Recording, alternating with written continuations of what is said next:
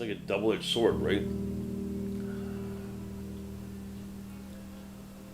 Job's making you miserable, and you're trying to hang on to some sense of yourself, and try not to succumb to your breaking your values or any of your morals. So you're trying to you're trying to play this game, this very dangerous game with your soul. Um,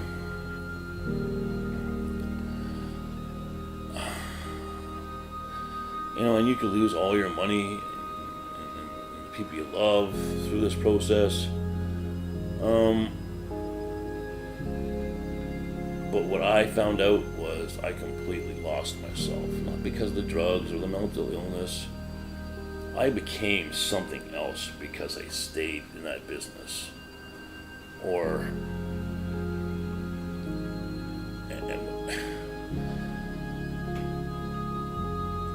And that was the toughest part, right? Because now that you're no longer in that business, you're left with this shell of yourself, like, who the fuck am I? I'm this now? Okay, well, what do I do? Oh, I know exactly what I'm doing, because this is the type of person I am. This is what I'm going to do, right? So you continue the same path, because now you've become this thing. And this thing is miserable and full of hate, and you're going to be drawn to your next job that allows you to be that person. And that's what's happened to me, right? Quote unquote muscle higher. And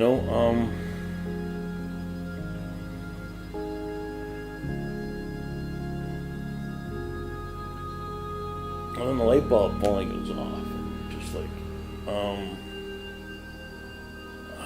I can't be this person anymore. It wasn't like, oh, I can't handle this mental illness anymore. Oh, I can't handle being a drug addict anymore. Oh, I can't handle being an alcoholic anymore. It was like,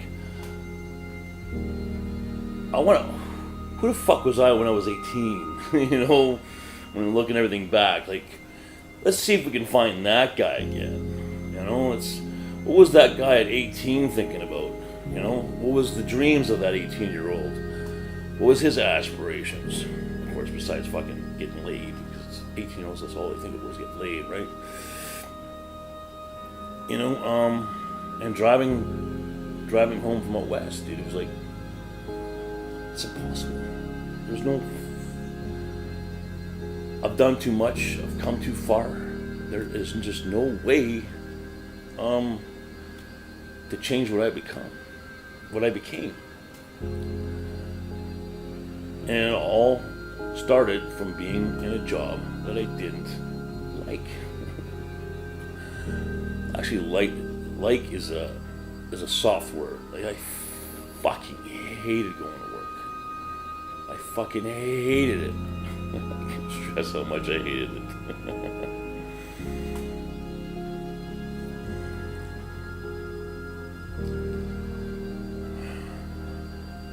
And bodybuilding's always been in my life since a kid.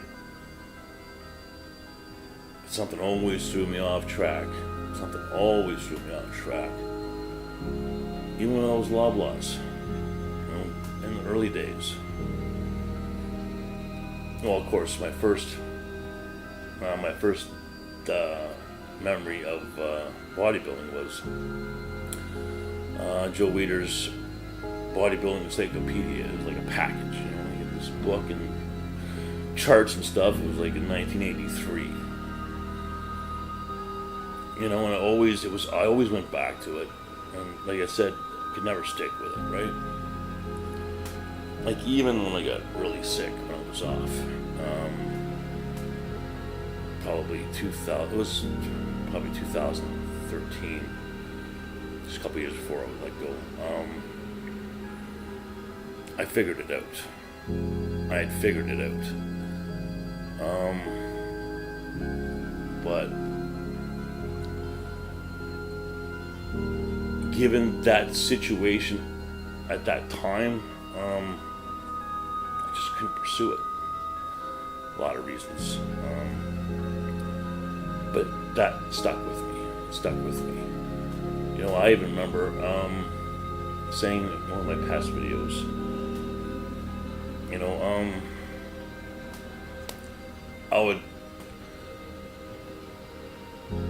I was actually trying to think, when was I, since, you know, like, it couldn't have been all bad since I started with Costco in 96. There must have been some points in my life where I was really happy.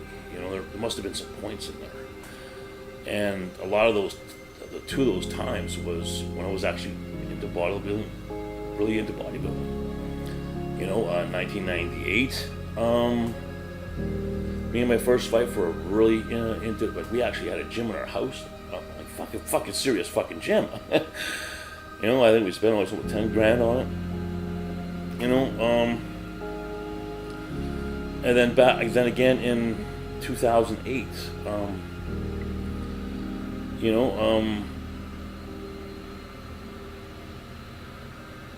working out made me happy, but just couldn't sustain it. I just couldn't sustain it. I wouldn't make it a priority over everything else. My job always came before that. Always came before that. You know? Came before your happiness, your own happiness. You know, you have to plan for your escape. You have to, if you're in a shitty job, you know, and you want to follow your passion, you have to plan for it, you know. But what you fail to say is it's going to be a hell of a lot more than that. It's going to be, you have to take a pretty good look at who you are now, you know. And that was probably one of my biggest challenges. The job became who I was. Like, that's what it was. This character, this turbo, this number one. You know, there was no Scott outside of work and Scott at work. It was the same guy. You know, living the same story, living the same craziness. There wasn't a separation. There wasn't a home life and a work life. You know, that was the hardest part. Was, well, this person doesn't know how to do anything else.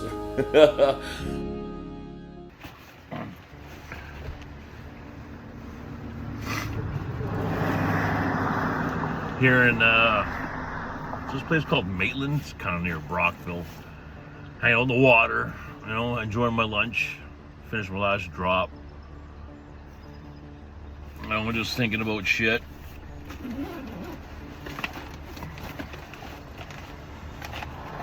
Enjoying the peace, you know. Finally through it all now. Levels of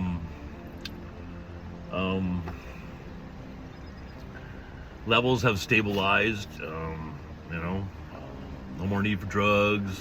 You know, adjusted to work, adjusted to being humble. You know, allowing people to have somewhat control of your life. You know, adapting. You know, without the need to take control. And that isn't a power thing, that's just a bipolar thing, right? We need to control our environment. It's just the way it is. It's, you know, it's not a power thing, it's not a selfish thing, it's a survival thing. You know,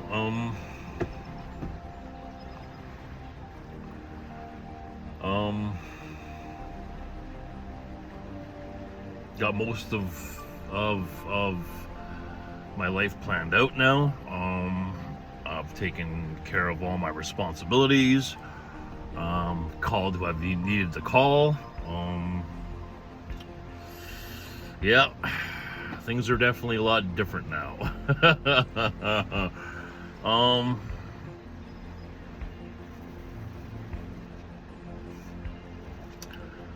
Am I happier for it?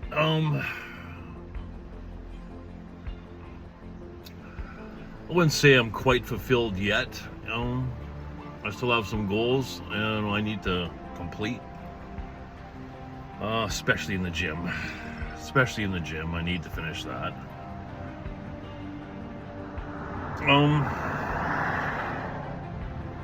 But I am happy in the sense that, somewhat reached the finish line, right? I think the days of worrying about adapting and the dangers of psychosis, and don't get me wrong, I'm gonna still have bad days, I'm gonna make mistakes. I don't think they'll be too epic. I don't think it'll be anything that'll trigger the old me, trigger old characteristics, old habits, because everything from like this day forward now is all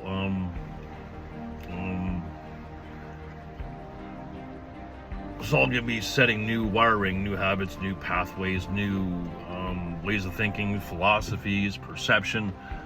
And there's no reason to go back. There's no reason to look back. There's no reason to assess the past so I can have a future.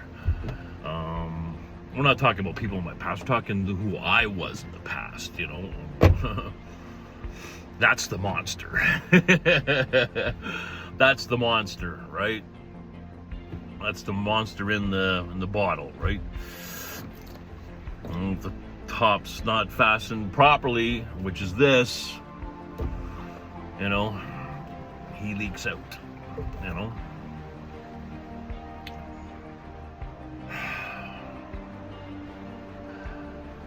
I'm so looking forward to just worrying about normal shit that normal people fucking worry about. Not even thinking. I'm looking forward to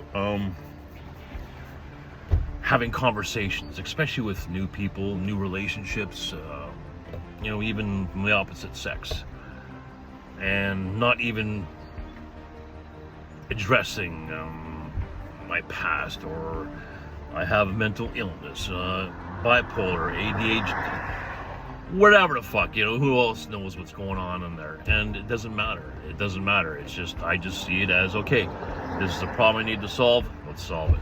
This is my issue, how do I solve this issue? What's the solution? And that's it. I want to get to the point where mental illness doesn't even come out of my mouth. No, don't get me wrong. I'll always sympathize with people who have it, and I'll be empathetic with people that have it. I'll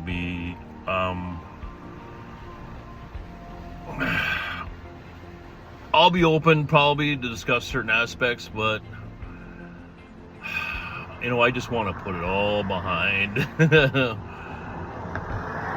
because that's all I've been talking about for fucking 10 years. Just fucking sick of it, between me and you. I'm looking forward to having new relationships without saying, well, babe, you need to watch this with me, or you need to I want to keep that out of the equation as much as possible, and just Scotty. Yeah, I deliver insulation. I'm a bodybuilder. I have some goals, and I have some dreams, and this is what they are, and that's it.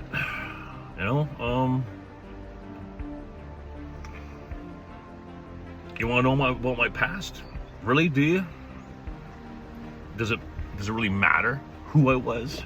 It's what's in front of you now that matters, right? But if you're really that fucking interested, go ahead to my Facebook page, it's Scotty Lee Cron. Who's that? It'll be explained there. I don't even want to converse anything about all of that.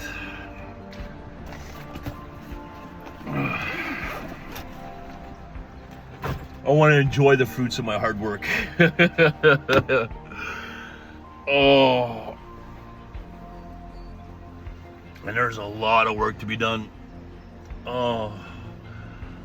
And when I think about what I sacrificed for so many years, and whether it be the meat trade or what I sacrificed as an enforcer, what I've sacrificed getting well, you know, part of me is just like, okay, now you gotta really bust your ass. You know, now it's time for the grind. Like everybody else, it's time to grind out 50, 60 hours. Try to find time for the gym and organize and plan and budget and all that shit normal people do.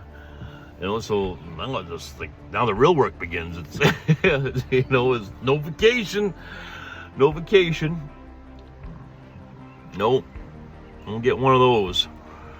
I get Christmas off for work, but I mean, I'm talking about vacation in life, right?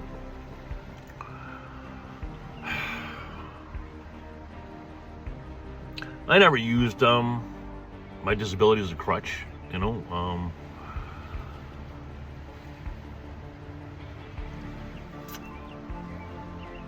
I don't blame people who do. I was never ashamed of it. I had no problem with that issue. I'm not really sure where I was about to go with that.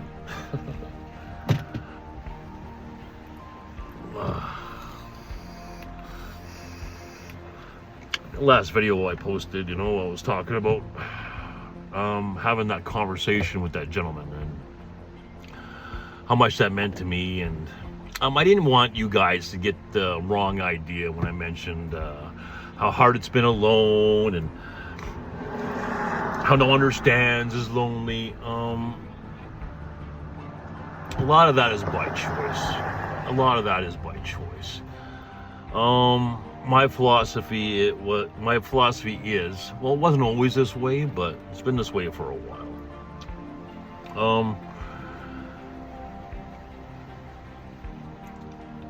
This was something I needed to fix by myself. Maybe that's why I wanted to avoid doctors. I wanted to prove that I could do this myself. I wanted to do it for myself as well. I didn't want to rely on the crutch of another, you know, to babysit me and, you know, either I'll sink or I'll fucking swim. Don't get me wrong, I had a lot of key people in this time to help me, but you know, for the most part, you know, there was no one really keeping an eye on me, you know. But that was by choice. I know in some of my writings, and you may have seen her picture when I posted it, I took it down. But my friend, the Egyptian goddess, I won't say her name, you guys might have got the impression that I wasn't alone. She was there to make sure that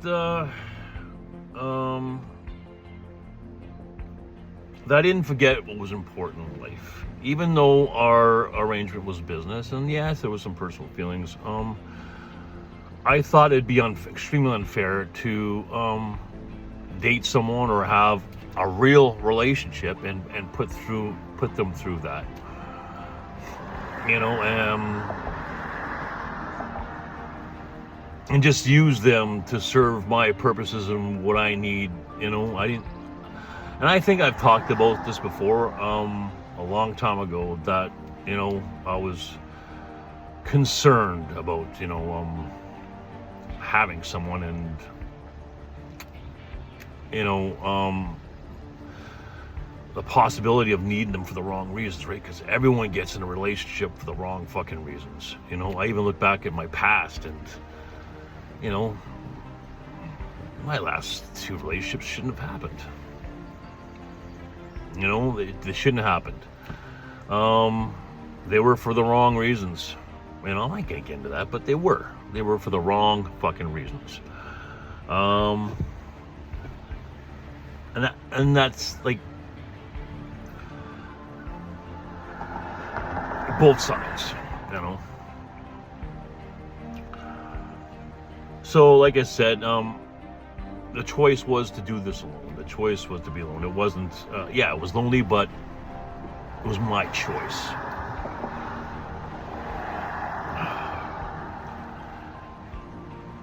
Because I certainly don't want to get into another relationship for the wrong reasons. It's got to be the right reasons, and it's got to meet that 1%. I haven't figured that out yet because, you know, lots has changed now. You know, I have a lot more options. When I was on disability and I was working part-time, I had the time, right? I had the time to put into relationships. So,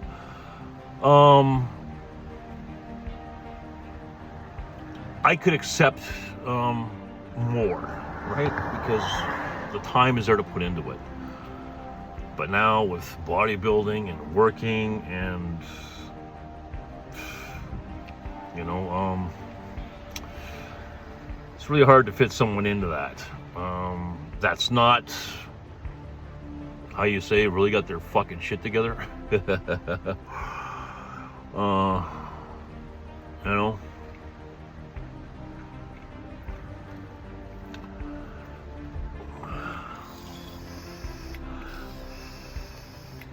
And I was smart this time around. I have backup plans now, you know. Hopefully I've thought of everything. I think I have. You know, everything beforehand, before all this was, everything was live for today. I never planned for tomorrow, you know. I never planned for the worst case, or never thought about a worst case. You know, I have now. I have now. That was you know, that was the hardest part about, you know, like and I wrote this on my Facebook that, you know, everything that I knew before the job was going to cease to exist. Everything would have to start over, right? Because everything's going to be a new perception now. You know, I didn't care. When I was on disability and working part-time, that I owed the government a large sum of money. But now I do care. You know, so it's like everything's changed. Everything's changed, you know. It's a whole different other mentality. I wouldn't say that I was settling before, but I was trying to be realistic about my situation. You know, I knew it was sick. I knew it was fucked up. And I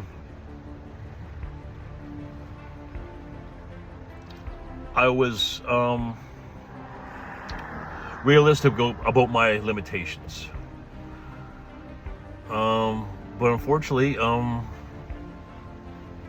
couldn't live with that. Even if going through this would have cost me my life. I actually wrote a letter. Trying to explain if something did bad happen to me during this process.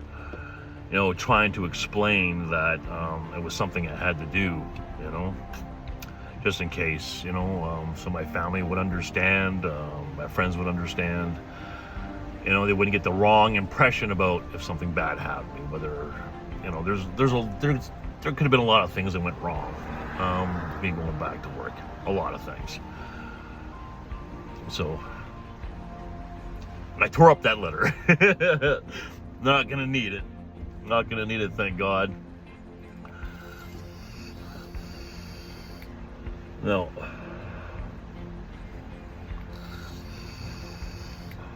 So now the real work begins. You know? You know, I used to joke, you know, starting over at whatever it is, 45, 50. Now we're really starting over, right? Starting over with a new perception and a new plan and a new fucking everything, right? So it's all about getting 20 good years now. That's the goal. Just trying to fucking be normal for 20 years. try to do the right things for the next 20 years, try and be with the right people for the next 20 years, you know?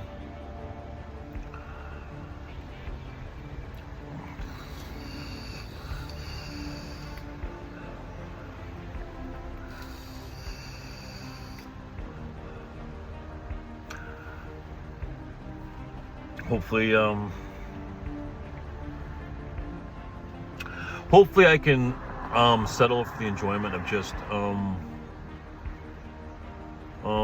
being normal. Like, I don't know if that's the right word I'm looking for, but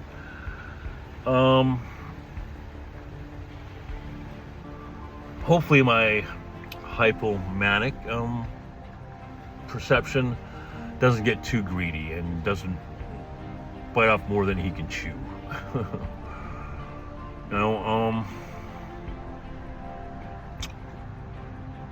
I've accomplished far more than I ever thought sitting here right now, and I should be happy with that. I have a job that I like. I have the money now to follow my passion the way I want to follow it. Got a nice home. I'm surrounded by good people.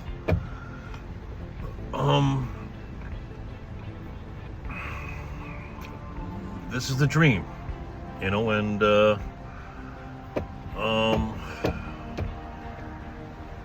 hopefully I can remind myself of that, and not let, I don't know if greed's the right word, but because that's the dangers with being bipolar, right? It's that manic perception, right? And even for a day, you know, you're thinking, yeah, but I can do this and I can have that. That is possible because you did this. It's something to be very aware of, and I am. But I think I've checked all the boxes, right? You know, I've lived my life based on what I need, not what I want, and I've done that for a very long time. So I think that that's pretty hardwired now. So I think that's gonna prevent me from going beyond my limitations, especially for things that are not very important. You know, unfortunately, having bipolar, which is a mood disorder, we don't handle emotion very well. And I've mentioned this many times, my perception get pretty skewed when it comes to love. So if I make any mistakes, it's gonna be there. So I have to be very, very, very, very, very, very careful with that.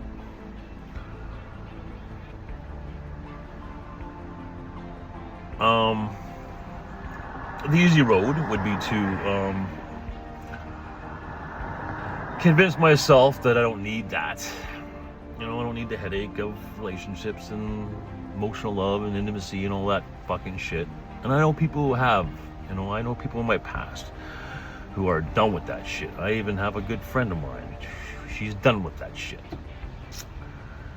And I think that's just chicken shit. I think that's fucking giving up. I think that's being a coward. Be smart.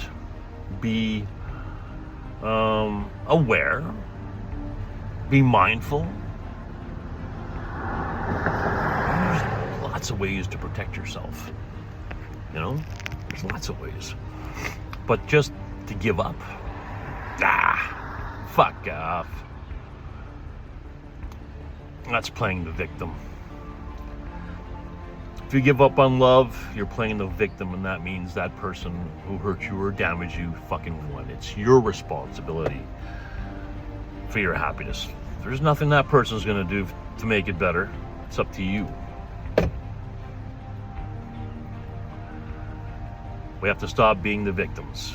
You know, I stopped being a victim long ago. You know, I thought it was everyone's fault. I'm sure it may have been other people's fault, but it's irrelevant. Because at the end of the day, it's my responsibility. not to be the victim, and to push forward, and to continue to live life and love life, and look for the good shit, instead of being emotionally cut off and damaged and bitter and all that fucking shit. And I see it, and it's gross. Don't be gross. Till I see you guys again, take care of yourselves and each other. God bless yourself.